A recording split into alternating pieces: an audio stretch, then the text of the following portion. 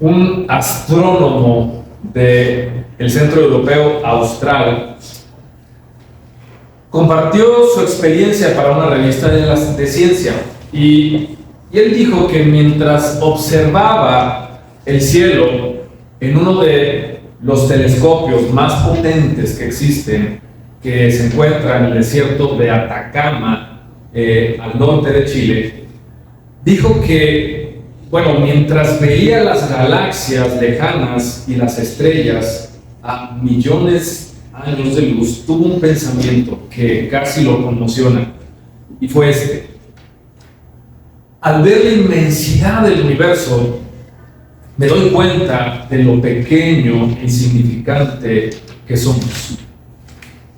Y sin embargo, siento que hay un propósito detrás de todo esto. Y lo que este hombre, este científico dijo es una verdad. Porque ¿cuántas veces hemos visto el cielo una noche clara, fuera de la ciudad, por supuesto, fuera de las luces, y nos invade una sensación de pequeñez? ¿Qué ha sucedido? Nos sentimos como diminutos ante la inmensidad del universo. Sin embargo, ¿sabes? Esa misma pequeñez puede llevarnos a un asombro mayor. Saber que el Dios que creó todo eso nos conoce. Y no solo eso, nos ama y se acuerda de nosotros. Es probable que esa misma sensación de sobrecogimiento es la que experimentó el propio rey David al escribir este salmo. ¿Recuerdas que él era un pastor de ovejas? Pasaba mucho tiempo en el campo y seguramente vio muchas veces la luna y las estrellas, y mientras lo hacía, quizás ese fue su pensamiento: ¿qué es el hombre para que tengas de él memoria? Y el Hijo del Hombre para que lo visites. ¿Sabes? Hoy me gustaría que meditemos en esta pregunta y descubramos la respuesta que la Escritura, no yo, la Escritura nos proporciona. Que aunque siendo pequeños, Dios nos ha dado dignidad y propósito en Cristo, el hombre perfecto. Antes de continuar, acompáñame, voy a hacer una breve oración para que sea el Espíritu Santo iluminando nuestro entendimiento. Padre, gracias por tu palabra que siempre es viva y eficaz, y hoy acudimos a ella. Esta es una pregunta que quizá nos hemos hecho antes, así como el salmista, pero solo podemos encontrar la respuesta en tu verdad, Señor, que nos has revelado. Ayúdanos, Padre, a comprender, pero que seas tú, Señor, el que nos dirija, no nosotros, y que hallemos ahí, Señor, la respuesta, no solo a esta pregunta, sino a todas aquellas que podemos tener. Gracias, Dios, nuevamente, por tu palabra, y nos ponemos en tus manos. En Cristo, nuestro Redentor y Señor, te lo pedimos. Amén. Pues desde hace unas semanas estamos estudiando el libro de los Salmos, en esta serie que titulamos de la promesa al cumplimiento. Bueno, no aparece en la pantalla, tuvimos un problema con la presentación, pero esta serie la titulamos de la promesa al cumplimiento, cómo Cristo es revelado en los Salmos. Y hemos profundizado, ¿verdad?, con la guía del Señor, desde luego, en los salmos mesiánicos.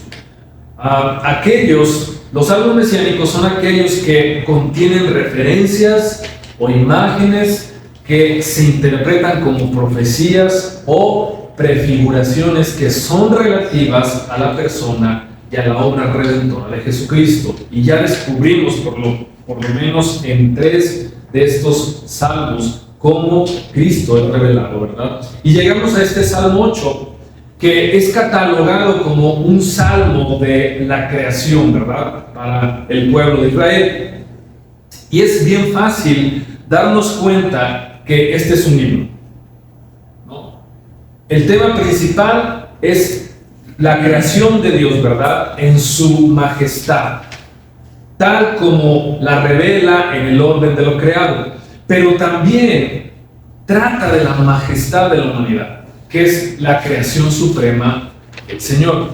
Ahora, este salmo fue organizado por el escritor de una manera concéntrica, y quiero que lo veas ahí en tu Biblia. Primero, aborda la majestad del nombre de Dios. Luego, hace algunas preguntas fundamentales para concluir, ¿con qué crees? Con la majestad del nombre de Dios. Un teólogo dice esto al respecto del Salmo 8. Esta estructura enseña principalmente la centralidad de la humanidad y la ultimidad, es decir, el carácter de Dios, el carácter de la deidad. Así que hemos de recordar algo, porque cuando vamos a los salmos, de repente es un poco complicado leerlos, ¿verdad? Pero tenemos que recordar que tienen una estructura distinta a la mayoría de los otros escritos que encontramos en la Biblia. Están catalogados bajo la sección de poesía y en su conjunto pues son una colección de oraciones, de poemas, de himnos que cuentan los pensamientos del adorador en Dios, en la alabanza y en la adoración. Y partes de este libro fueron usadas como un himnario en los servicios de adoración del antiguo Israel. Todavía siguen siendo usadas, ¿verdad?, en algunas iglesias como un himnario. Pero este salmo, quiero llevarte a esto, y por eso es que pido que mantengas tu Biblia abierta. Este salmo usa una técnica literaria, poética, que se llama inclusio. Significa simplemente empezar y cerrar con la misma idea. Pero en este caso, no es solamente la misma idea, sino las mismas palabras. ¿Te diste cuenta? Oh Señor nuestro, cuán glorioso es tu nombre en toda la tierra. Así es como comienza, pero también así es como termina. Así que el Salmo busca entonces proclamar la grandeza de Dios. Y para ello, el autor estructura esta meditación en 3 movimientos que se van a entrelazar y que son impulsados por la propia contemplación que tuvo ante el Señor. Él inicia con una alabanza, continúa después mostrando algunos contrastes radicales, por cierto, y va a cerrar con una alabanza que reafirma la adoración que tiene el Señor. Así que comenzamos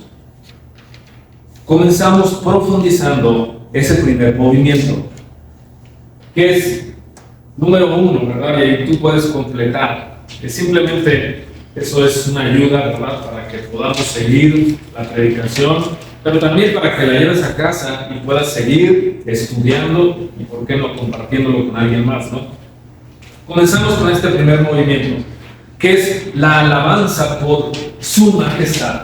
El versículo 1 dice: oh Señor, Señor nuestro, cuán glorioso es tu nombre en toda la tierra.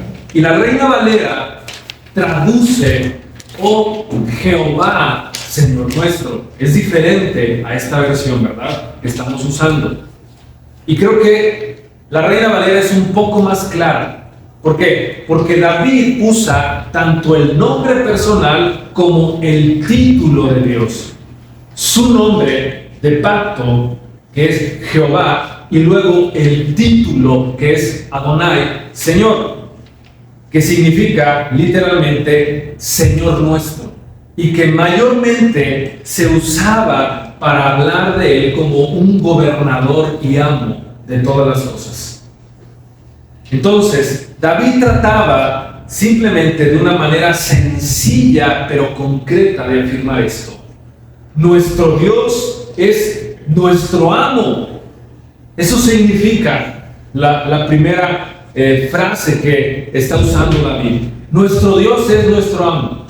Y entonces conecta este argumento con el nombre de Dios. El nombre de Dios siempre hace referencia a la persona revelada de Dios y abarca todos sus atributos. La confesión de fe de Westminster, ¿verdad?, a la que hacemos continuamente alusión, nos puede ayudar un poco a comprender más acerca de la persona revelada de Dios. Porque en el capítulo 2, que habla sobre Dios y la Santa Trinidad, dice esto: hay un solo Dios, escucha, y creo que va a aparecer ahí, no sé si puedes verlo, pero escucha. Hay un solo Dios vivo y verdadero, quien es infinito en su ser y perfección. Un espíritu purísimo, invisible, sin cuerpo, partes o pasiones. Está describiendo, ¿verdad?, a Dios, la persona de Dios. Luego dice: es inmutable, inmenso, eterno, incomprensible, todopoderoso, sapientísimo, santísimo, totalmente libre y absolutísimo. Hace todas las cosas según el consejo de su propia gloria. Es amorosísimo, benigno, misericordioso, paciente, abundante en bondad y verdad. ¿Te das cuenta de los atributos que simplemente están enumerando? Todos estos teólogos los enumeraron. Y continúa diciendo: Dios tiene en sí mismo y por sí mismo toda vida, gloria, bondad y bienaventuranza. Él es el único, todo, suficiente en y por sí mismo, no teniendo necesidad de ninguna de sus criaturas hechas por Él, ni derivando gloria alguna de ellas, sino que manifiesta su propia gloria en ellas, por ellas, hacia ellas, ¿y qué? Sobre ellas. Él es la única fuente de toda existencia, de quien, por quien y para quien son todas las cosas, teniendo el más soberano dominio sobre ellas, para hacer por medio de ellas, para ellas o sobre ellas, todo lo que a Él le plazca. Y continúa después: todas las cosas están abiertas y manifiestas ante su vista. Su conocimiento es infinito, infalible, independiente de toda criatura, de tal manera que para Él nada es contingente o incierto. Él es santísimo en todos sus consejos, en todas sus obras y en todos sus mandamientos. Y fíjate bien cómo termina: a Él son debidos toda adoración, servicio y obediencia que a Él le place requerir. ¿De qué? De toda su creación, los ángeles, los seres humanos y toda criatura. Ahora, si alguien te pregunta quién es Dios, tienes la respuesta. Quizás no corta, pero esta es una respuesta acerca de quién es Dios, ¿verdad? Y cómo se revela desde luego en su persona. Juan Calvino trató de sintetizar toda esta información, ¿verdad?, en su Institución de la Religión Cristiana, y en el libro 1 simplemente dijo esta frase: porque Él es el que mantiene y gobierna todas las cosas.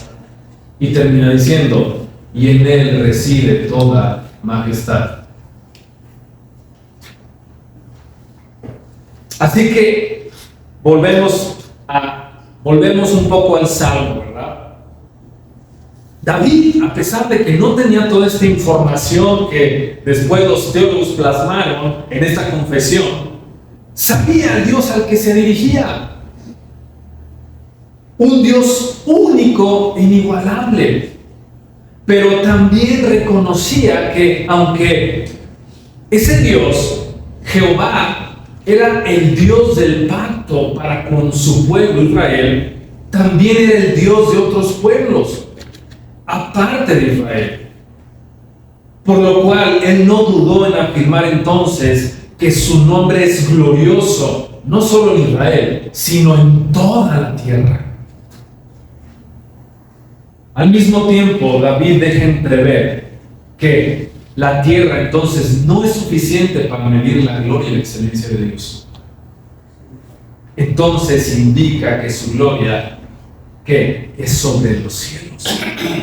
Por tanto, Dios es digno, merecedor de ser alabado con labios y corazones fervorosos. El autor consideró los cielos lo más alto que Dios usó para desplegar su gloria, y sigue usando. Pero luego de contemplar esos cielos, Él bajó a contemplar al hombre y dirigió un segundo movimiento que ahora está marcado, número 2, por contrastes que son radicales. Este es el segundo movimiento que vemos, ¿verdad?, del autor. Contrastes radicales. Y el primer contraste, vamos a ver, es la naturaleza de los niños y la de los incrédulos. Versículo 2 dice: de la boca de los niños y de los que maman fundaste la fortaleza a causa de tus enemigos, para hacer callar al enemigo y al vengativo. En el primer versículo, él reflexionó sobre la grandeza de Dios por su evidente poder y la gloria en la creación, en la tierra y en los cielos. Pero ahora en este está meditando que el poder y la gloria de Dios pueden ser vistos en lo más débil que hay en la raza humana. ¿Y qué es qué? Un pequeño niño. En realidad yo creo que es difícil pensar en algo más débil e impotente que un bebé, ¿cierto? De hecho, la ironía acerca de los niños pone el marco para el contraste entre aquellos que manifiestan una dependencia a Él y aquellos que se creen simplemente autosuficientes. Y la palabra que aquí usa el autor parece indicar una fuerza, que a través de algo tan frágil como el habla de los niños, Dios puede edificar una fortaleza, la cual, pues como murallas de un castillo, va a frenar y aquietar a ese enemigo incansable, ¿no? Este es un claro contraste que nos muestra el autor. Así que en el ser humano más débil y en su capacidad más débil, que es el habla, Dios demuestra su fortaleza, su poder. Y esta declaración de que utiliza lo más débil para vencer a los poderosos la encontramos en 1 Corintios 1:27. Puedes ir a tu Biblia, 1 Corintios 1:27. Pablo escribe: sino que Dios ha escogido lo necio del mundo para avergonzar a los sabios, y Dios ha escogido lo débil del mundo para avergonzar a lo que es fuerte.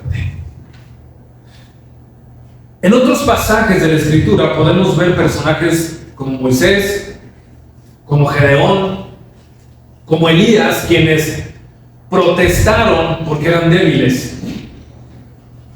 Pero Dios los utilizó para vencer a sus enemigos.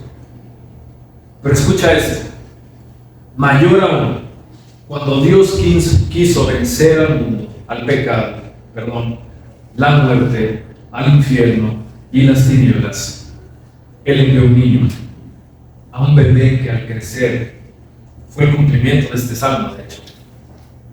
Mateo capítulo 21, versículos 14 al 16. No sé si está en la pantalla, pero puede. No, si está en la pantalla. Dice esto: en el templo se acercaron a él. Y fíjate la conexión que tiene precisamente con el salmo. Por eso es que Jesucristo es el cumplimiento de este salmo. En el templo se acercaron a él los ciegos y los cojos y los sanó. Pero cuando los principales sacerdotes y los escribas vieron las maravillas que había hecho, y a los muchachos que gritaban en el templo y decían: Hosana al hijo de David, se indignaron y le dijeron: ¿oyes lo que estos dicen? Y Jesús le respondió: sí, nunca han leído: de la boca de los pequeños y de los niños de pecho te has preparado alabanza. Jesús, de manera atrevida, dijo que la alabanza que encontramos en este salmo y que es dirigida a Dios era también para Él. Vemos el contraste entonces ahora entre la debilidad del hombre y la fortaleza de aquel que se hizo hombre y por cuya obra se hizo merecedor de toda la alabanza. Él fue el cumplimiento de este salmo, y al final de su vida Jesús hizo la cosa más débil para vencer a los fuertes. ¿Cuál? Murió. 1 Corintios capítulo 1, versículo 18 al 25. Puedes ir a tu Biblia. Sí está ahí. Dice: porque la palabra de la cruz es necedad para los que se pierden, pero para nosotros los salvos es poder de Dios, Porque está escrito: destruiré la sabiduría de los sabios y el entendimiento de los inteligentes desecharé. ¿Dónde está el sabio? ¿Dónde está el escriba? ¿Dónde está el que sabe discutir en este siglo? ¿No ha hecho Dios que la sabiduría de este mundo sea necedad? Pues ya que en la sabiduría de Dios el mundo no conoció a Dios por medio de su propia sabiduría, agradó a Dios mediante la necedad de la predicación salvar a los que creen. Porque en verdad los judíos piden señales y los griegos buscan sabiduría, pero nosotros predicamos a Cristo crucificado, piedra de tropiezo para los judíos, necedad para los gentiles. Sin embargo, para los llamados, tanto judíos como griegos, Cristo es poder de Dios y sabiduría de Dios. Y sabes, presta atención en el argumento que Pablo usa y que enlaza esta idea con la que hemos estado hablando. Porque la necedad de Dios es más sabia que los hombres y la debilidad de Dios es más fuerte que los hombres. Así que Dios demuestra su grandeza, su majestad, tanto en la maravilla de la creación del universo como en lo débil de la cruz. Ahora David va a continuar este movimiento y va a presentar en los versículos 3 al 8 otro contraste radical. ¿Cuál es? Es este: la insuficiencia de la autoridad humana, y vamos a ver por qué menciono esto, contra la suficiencia del señorío del Hijo del Hombre. Ahora, el salmista conocía el valor de sencillamente ver la gloria de la creación de Dios. Él más que nadie sabía cómo era ver esos cielos estrellados, ¿verdad? Y simplemente reflexionar cuán grande es ese Dios, así como cantamos hace un momento, que había hecho todo el universo grande, maravilloso. Y lo recuerda el ejemplo que puse en la ilustración al principio, ¿no? Porque a simple vista, este astrónomo al que hice referencia puede ver unas 5,000 estrellas con un telescopio, ¿verdad? De unas pulgadas. Pero si usa un telescopio más grande, pues puede quizás ver entre 2 millones de estrellas. Pero con este potente telescopio con el que él veía las galaxias de unas 200 pulgadas en este observatorio, observa miles de millones de estrellas. El universo tan vasto que si ese astrónomo cualquiera quisiera visitarlo completamente, según estimaciones, aunque viaje a la velocidad de la luz, le tomaría unos 40,000 millones de años. Y este universo, lleno de objetos celestiales como la luna, las estrellas, son obra de los dedos de Dios. ¿Estás viendo en tu Biblia lo que dice del versículo 3 al 8? Es decir, los dedos, ni siquiera las manos o los brazos, una cosa tan pequeña para él. Y al considerar la grandeza de los cielos, David hizo otra cosa: considerar otra vez cuán pequeño y insignificante relativamente es el hombre. Por eso es que pregunta: ¿por qué un Dios tan inmenso tendría memoria de seres tan pequeños como nosotros? Yo creo que él se estaba preguntando lo que muchos nos hemos preguntado: ¿qué somos? Preguntamos qué somos como seres humanos. Y sabes, se han inventado muchas posibles respuestas en un esfuerzo de identificarnos y de detallar lo que nos distingue de las demás criaturas. Nos han llamado Homo sapiens, los hombres conocedores. Alguien más ha dicho que para tratar de distinguirnos de los animales, Pues simplemente tenemos que ver que tenemos conciencia, capacidad de crear herramientas, algunas buenas, otras no tan buenas, nuestra habla, la lógica, ¿verdad? Nuestra tecnología, nuestro orgullo, nuestra avaricia, nuestra sentimentalidad o nuestra vergüenza. Todas esas características aparentemente son exclusivas del hombre. No las tiene un animal. Pero la búsqueda de conocernos a nosotros mismos es una búsqueda que no es actual, es muy antigua. Y sabes, es evidente en este salmo. Sin embargo, para entender quiénes somos nosotros, el salmista no comienza con el hombre, sino comienza con Dios.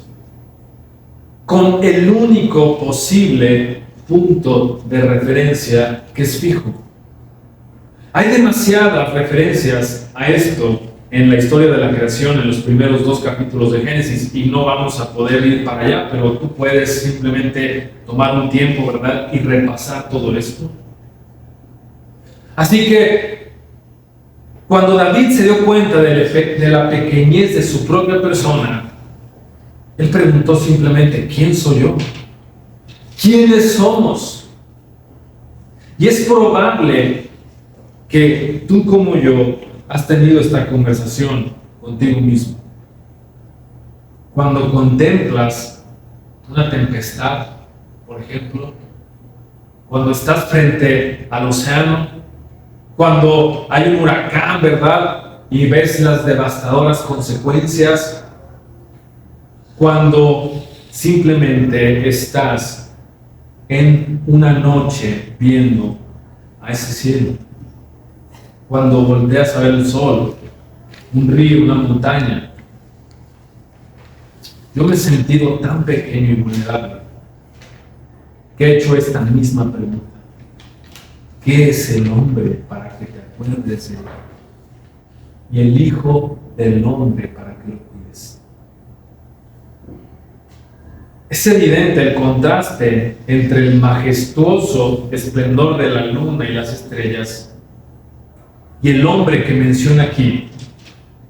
La palabra es Enosh, ¿verdad?, que es un hombre frágil. Y después él dice el Hijo del Hombre, y la palabra es Ben Adam, que tiene un aparente origen terrenal. Entonces, al considerar la pequeñez de los seres humanos, él contempló a la vez la grandeza de los seres humanos. ¿Cómo? Como imagen de Dios. Esto que David plasma aquí es un eco de la escritura en Génesis 1:27. Dios dijo, ¿verdad?, cuando creó al hombre, lo creó a imagen suya. Dice Génesis 1:27, a imagen de Dios lo creó, varón y hembra los creó. Y los versículos 5 y 6 de este Salmo 8 son una confirmación de esto. El autor dice, porque le has hecho poco menor que los ángeles y lo coronaste de gloria y de honra. Le hiciste señorear sobre las obras de tus manos. Todo lo pusiste debajo de sus pies.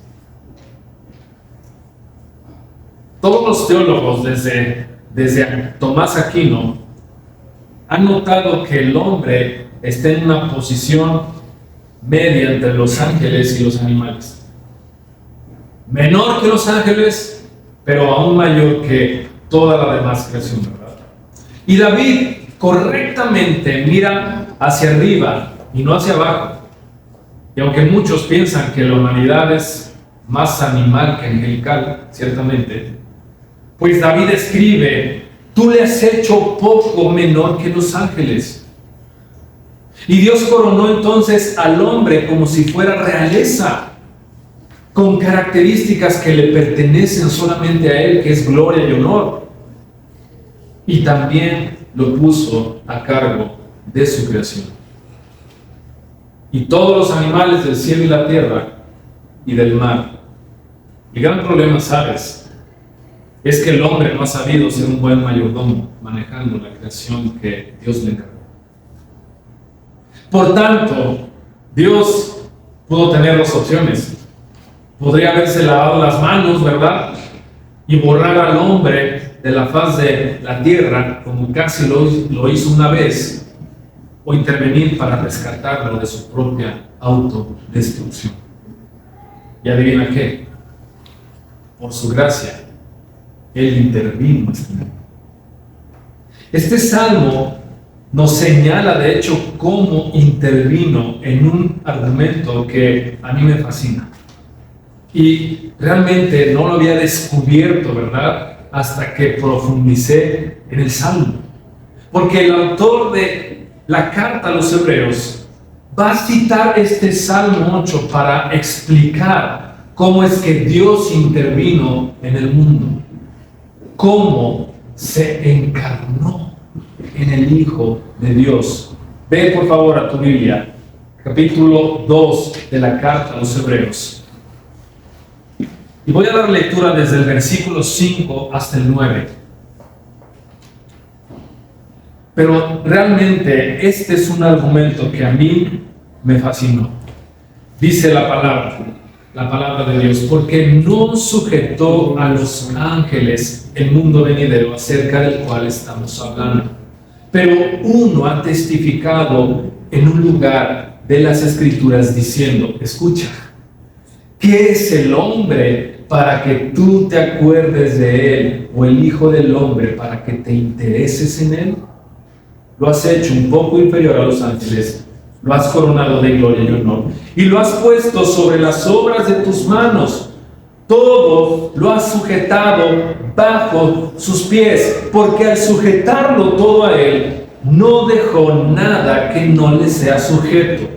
Pero ahora no vemos aún todas las cosas sujetas a él, pero vemos aquel que fue hecho un poco inferior a los ángeles, es decir, Jesús, coronado de gloria y honor a causa del padecimiento de la muerte, para que la gracia de Dios probara la muerte por todos.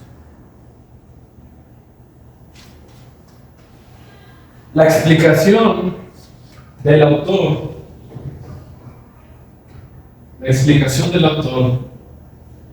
es fascinante, ¿verdad?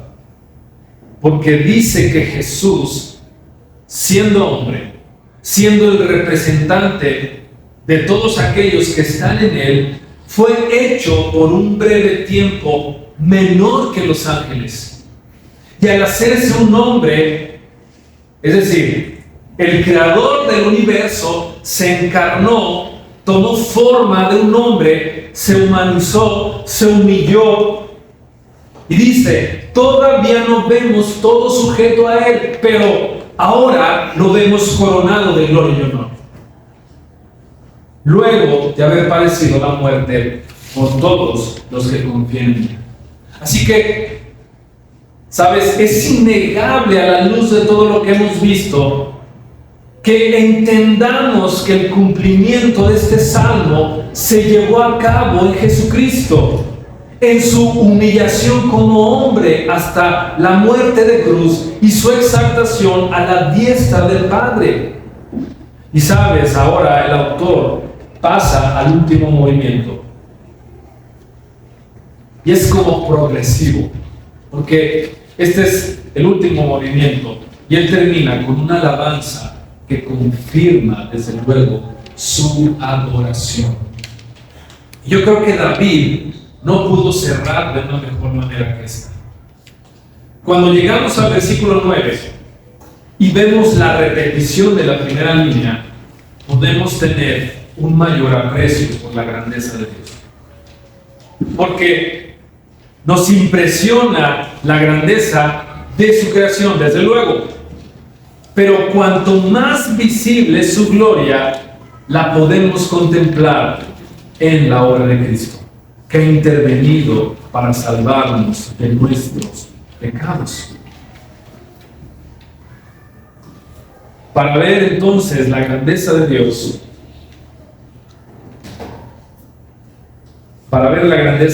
tenemos que contemplar no solo su creación, sino también la redención que Él logró por medio de la cruz de Cristo.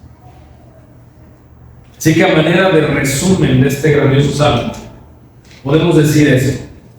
Cuando David miró los cielos, se asombró de la inmensidad de Dios, de la pequeñez del hombre. Pero nosotros, a la luz de Cristo, tenemos aún mayores razones para maravillarnos. Porque el Dios que extendió los cielos con sus dedos, no solo puso su gloria en ellos, sino que envió a su Hijo para vivir entre nosotros, para tomar nuestra pequeñez y cargar con nuestra culpa. El verdadero Hijo del Hombre, Jesucristo, fue hecho menor que los ángeles para morir en una cruz, coronado, no primero de gloria, sino de espinas, para que quienes somos pecadores podamos ser coronados de gloria y honra junto a Él. ¿Sabes? Este es el asombro del Evangelio.